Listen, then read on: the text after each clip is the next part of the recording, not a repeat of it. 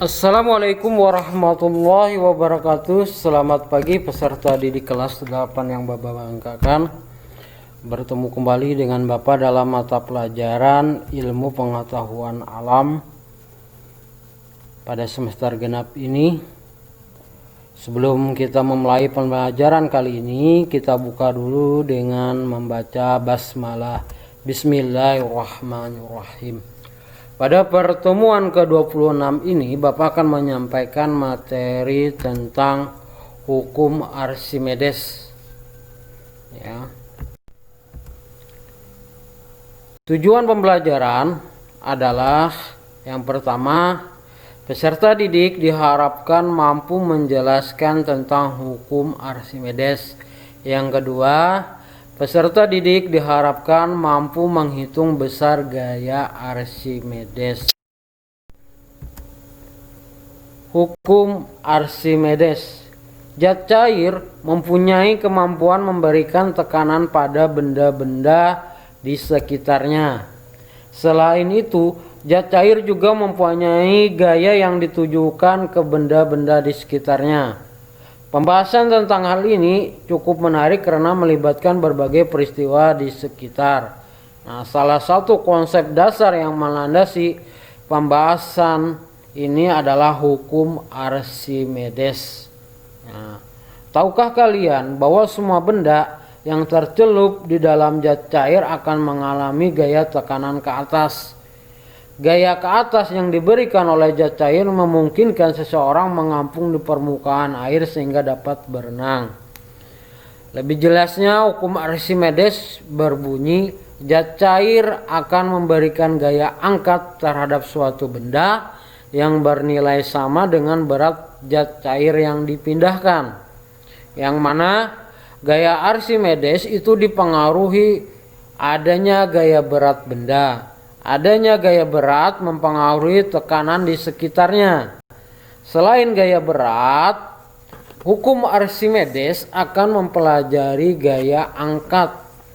Nah, dalam mempelajari gaya angkat tidak terlepas dari pembahasan fenomena-fenomena ketika benda dimasukkan ke dalam air seperti terapung, melayang, dan tenggelam. Bisa kalian lihat pada gambar di samping.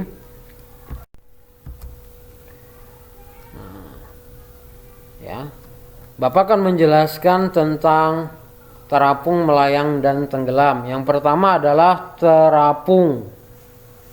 Nah, terapung. Istilah ini digunakan untuk benda dengan sebagian volume benda tercelup dalam zat cair dan sebagian lain di permukaan zat cair. Bisa kalian lihat pada gambar yang mana sebagian benda bagiannya masih ada di permukaan, sebagiannya tercelup di dalam air. Nah, ketika benda terapung, massa jenis benda itu lebih kecil dibandingkan massa jenis zat cair. Makanya bendanya akan terapung. Ya. Nah, ini bisa kalian coba, misalnya botol mineral itu ya. Nah, kalian tutup, sebelum ditutup diisi air separohnya, ditutup, kalian lempar ke sungai atau air, otomatis bagiannya itu nanti ada yang mengapung, sebagiannya ada yang masuk ke dalam air. Nah, kemudian kegiatan ini mengakibatkan gaya angkat atau Fa lebih besar daripada berat benda atau Wb. Yang kedua adalah melayang. Melayang menggambarkan letak benda dalam zat cair yang berada di antara permukaan air dan dasar air. Jadi melayang ini dia berada di antara tengah-tengah permukaan air dan dasar air atau zat cair, ya. Dia berada di tengah-tengah di antara permukaan zat cair maupun di dasar zat cair. Yang mana melayang disebabkan massa jenis benda itu sama dengan massa jenis zat cair. Misalnya massa jenis bendanya 2, berarti massa jenis zat cairnya itu juga 2. Nah, itu akan mengakibatkan benda itu melayang. Lain istilahnya yang terapung tadi, massa jenis zat cairnya lebih kecil dibandingkan massa jenis zat cair massa jenis bendanya lebih kecil dibandingkan massa jenis zat cairnya. Contohnya apa? Massa bendanya itu lebih kecil, berarti massa bendanya misalnya 2, massa jenis zat cairnya 5. Nah, itu bendanya akan terapung.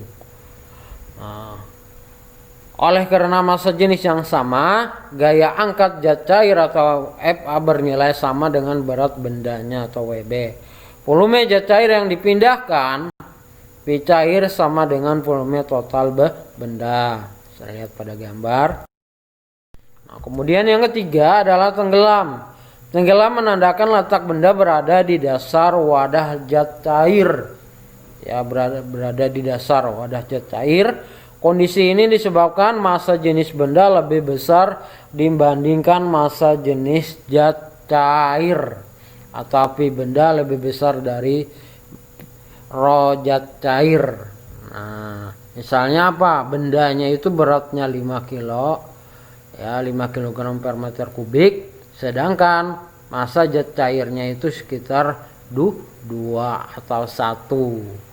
Ya, kemudian dalam keadaan ini gaya apung yang diberikan oleh benda lebih kecil dibandingkan berat benda. Berdasarkan hukum Archimedes, gaya Archimedes dirumuskan sebagai berikut. Fa sama dengan rho cair dikali G dikali V air, atau Fa sama dengan W udara dikurang W cair. Keterangannya, Fa adalah gaya angkat atau gaya Archimedes, satuannya Newton. W udara adalah berat benda di udara, satuannya Newton. W cair itu adalah berat benda di zat cair, satuannya Newton. Rho cair itu adalah massa jenis zat cair, satuannya kilogram per meter kubik. G itu adalah percepatan gravitasi, satuannya meter per sekon kuadrat. V cair volume air yang dipindahkan, meter kubik.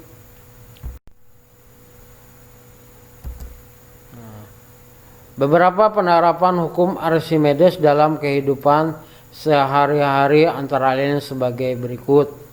Nah, yang pertama itu adalah hidrometer. Nah, hidrometer merupakan alat yang digunakan untuk mengukur massa jenis zat cair. Nah, konsep yang digunakan untuk mengetahui nilai massa jenis suatu zat cair adalah hukum Archimedes tadinya. Nah, bisa kalian lihat pada gambar hidrometer. Yang kedua adalah kapal laut dan kapal selam. Bentuk kapal laut berupa cengkungan sehingga berat kapal laut yang tenggelam di laut akan mendapatkan gaya ke atas. Gaya ke atas inilah yang akan membuat kapal laut tidak tenggelam. Kapal selam terbuat dari baja. Baja adalah logam yang terbuat dari campuran besi dan karbon, sehingga massa jenis baja akan lebih besar dari massa jenis air. Nah, ketika kapal selam akan tenggelam, air laut dimasukkan ke dalam penampung badan kapal sehingga berat total badan kapal menjadi lebih besar dari gaya apungnya. Agar tidak terus tenggelam, maka pada kedalaman tertentu air di dalam penampung akan dikeluarkan kembali sehingga kapal selam dapat melayang di dalam air. Nah, saat kapal selam akan mengapung, maka air dari penampungan akan dikeluarkan semuanya sehingga gaya apungnya akan lebih besar dari berat totalnya. Nah, inilah konsep dari kapal selam menggunakan yang namanya hukum Archimedes. Yang ketiga adalah jembatan apung atau pontun. Jembatan pontun merupakan jembatan yang terbuat dari drum kosong sebagai alat apungnya dan terdapat jajaran kayu sebagai jalannya. Nah, jembatan pontun dapat ditemui di daerah pelabuhan. Drum kosong berisi udara yang memiliki massa jenis lebih ringan daripada massa jenis air laut, sehingga drum kosong tersebut dapat mengapung di air laut. Nah, pada saat sekarang tidak hanya pakai drum ya, itu yang tradisionalnya. Kalau yang sudah modern itu seperti berbahan plastik ya, berbentuk kayak dirigen yang di dalamnya kosong. Nah, lebih jelasnya untuk hukum Archimedes, gambar-gambarnya bisa kalian lihat ya. Nah, selanjutnya contoh soal dari gaya Archimedes tadi agar kalian bisa memahami. Bapak berikan contoh soalnya. Yang pertama adalah volume air sebesar 0,0004 meter kubik tercelup ke dalam air. Air memiliki massa jenis 1000 kg per meter kubik. Berapakah gaya angkat zat cair? G sama dengan 10 meter per sekon kuadrat. Penyelesaian. Diketahui pi cair itu sama dengan 0,0004 meter kubik.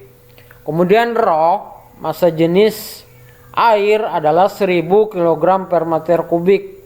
G, percepatan gravitasinya adalah 10 meter per sekon kuadrat. Yang ditanyakan di sini adalah besar gaya angkat atau gaya Archimedes dalam kurung FA. Jawab, FA sama dengan rho cair dikali G dikali pi cair. Rho cairnya adalah 1000, G percepatan gravitasinya adalah 10, pi cairnya adalah 0,0004. Tinggal kita kalikan, dapatnya adalah hasilnya sama dengan 0,4 Newton. Jadi gaya angkat zat cair sebesar 0,4 Newton. Nah, sebelum Bapak tutup pembelajaran kali ini, Bapak akan memberikan soal latihan tentang hukum Archimedes. Soalnya cuma 2, yaitu esai. Silahkan nanti kalian tulis jawabannya di buku tulis, kemudian kalian foto, kemudian di-upload ke Erlearning Madrasah.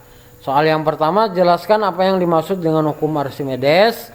Yang kedua, sebuah balok berukuran 0,0012 meter kubik berada di dalam zat cair yang massa jenisnya 2400 kg per meter kubik.